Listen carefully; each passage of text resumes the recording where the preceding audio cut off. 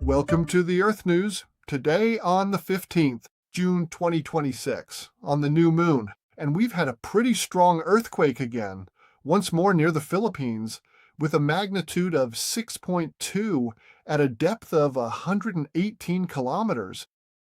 The hypocenter was located at about 112 kilometers deep within the subducting Philippine Sea plate. Taken on its own, such an event in an active subduction zone wouldn't really be unusual. But in the context of the past few weeks, a much bigger picture is emerging, because we already had, on the 8th of June, a massive, an extreme earthquake with a magnitude of 7.8. In exactly the same region, and since that event, there have been more than 500 aftershocks. Just in the period to the 15th of June, about 30 earthquakes with magnitudes between 5 and 8 were documented. And that makes the Mindanao area currently one of the most tectonically active regions on our planet. To better understand the significance of this development, we need to take a look at the geological architecture of the region. The Philippines are located at one of the most complex plate boundaries on Earth. East of the island chain runs the Philippine Trench, a deep-sea trench that stretches for several thousand kilometers. And there, the Philippine Sea plate subducts beneath the Philippine archipelago. This process is called subduction and is one of the most important mechanisms of global plate tectonics. Of course, there are also always severe earthquakes. There, the heavy oceanic lithosphere slowly descends into the upper mantle of the Earth. So first into the asthenosphere. I'm not okay with that, because the density of the Earth's plates is far too low for them to penetrate this viscous magma. But over decades and centuries, enormous tensions can build up there. And when the force of friction is exceeded, it leads to a sudden release of stored energy in the form of earthquakes. However, the M7.8 event on June 8th likely relieved a significant portion of these tensions. At least that's what people would like to believe. But in geophysics, relief rarely means calm. Much more often, tensions are redistributed to neighboring areas. And that's exactly what seems to be happening here in Mindanao right now. So there's still no calm there. New tensions keep building up again and again. And it's no longer this long-lasting depot effect that's building up these tensions, which then suddenly discharge. Instead, for a few years now, something else has been at work, and it's continuously affecting the plates.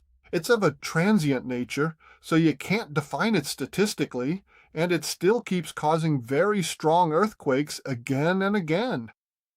What's especially interesting is the depth distribution of the current events. While many aftershocks occur in shallower areas, today's M6 earthquake again happened at a depth of over 100 kilometers. So-called intermediate deep earthquakes form within the already subducted plate. They are considered an indication that the redistribution of stress has now reached deeper areas of the Wadati-Benioff zone. These are the geological and geophysical analysis from our classical science perspective.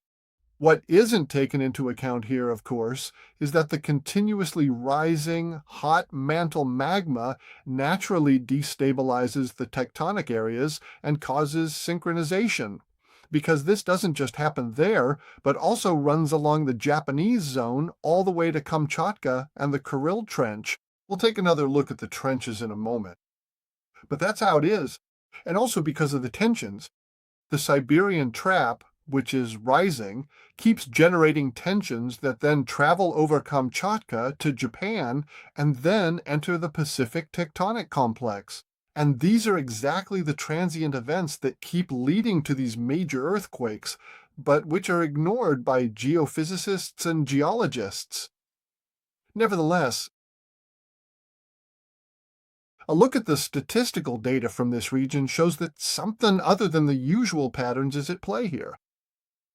Yeah, mainstream scientific geology is at work here. The long-term development showed me that the number of recorded earthquakes has increased significantly since around 2018, especially the number of events above magnitude 3 and 4. Those show a massively noticeable and significant increase. The curves don't show a short-term anomaly, but rather a trend that has already been building and developing over several years now, which doesn't necessarily mean that even larger earthquakes are automatically imminent. However, it does show that the region is in a phase of persistently elevated tectonic activity, and from a geophysical perspective, this could indicate increasing coupling of different segments of the subduction zone. Such activation phases often occur over the course of years and reflect the slow redistribution of mechanical stress within the Earth's interior, at least according to classical geologists. Personally, I see things a bit differently because I also take the global perspective into account here, and especially the shift of the Earth's core that took place from 1995 to 1998, which caused these processes to increase worldwide. Another aspect comes from the current geophone data. These are the green lines we see here. The measurements repeatedly show strong impulses and noticeable spikes without each signal being directly attributable to a significant earthquake. From a scientific perspective, however, these data do not allow for a direct assignment to individual tectonic events, nor are they meant to. Ultimately, they show the frequencies from the stresses, from the tectonic stresses, which cannot currently be assigned to a specific location. But as you can see here, there are some really massive peaks, meaning there's a lot of unrest in the Earth. And this mainly happens when tectonic plates rub against each other. That's when this tension, which leads to the geophysical signals, which, as mentioned, have been very pronounced again and again lately. It doesn't necessarily mean, as I said, that this will immediately lead to an eruption, or it could also be volcanoes or a strong earthquake.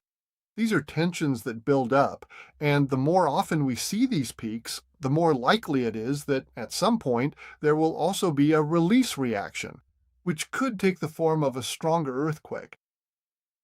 The picture becomes clearer when you focus on the entire Pacific Ring of Fire, because the Philippines are not an isolated system. They form part of that massive tectonic structure that stretches from New Zealand over the Kermadec, through the Tonga Trench, then on through Indonesia, the Philippines, Taiwan, Japan, and all the way to the Kamchatka Trench, and even up to the Aleutians in Alaska. And in these areas, we repeatedly see stronger earthquakes and significant unrest, including earthquake swarms that can be observed there. And along this ring of fire, a large portion of the world's tectonic energy is released. Here are the most active subduction zones on Earth. The Pacific Plate is continuously moving against its neighboring plates, creating enormous tensions, especially in the Tonga-Kermadec zone and also at the Mariana Trench. These are among the most dynamic regions in the world.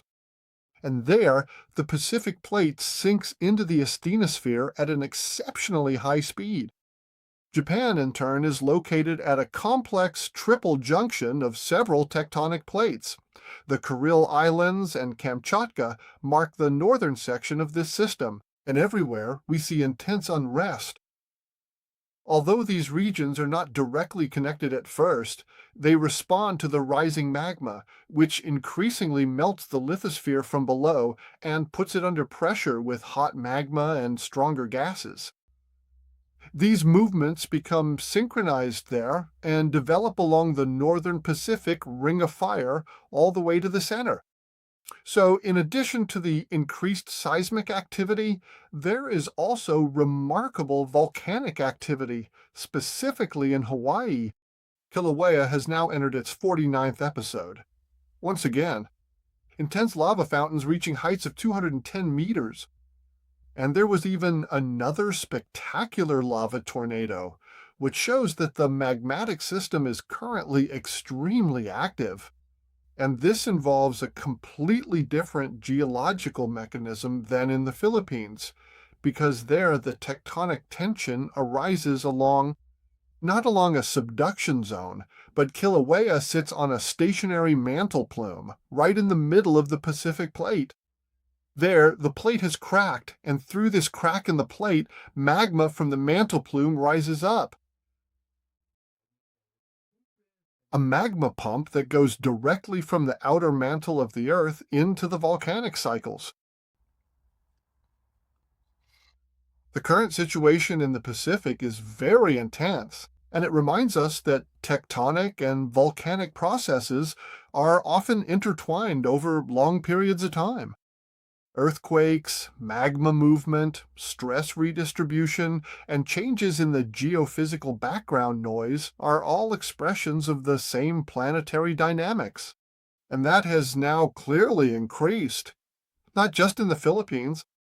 June 2026 could therefore be a particularly remarkable month, not because its individual events would be extraordinary, but because it is becoming more and more apparent how several systems along the Pacific Ring of Fire are becoming active at the same time.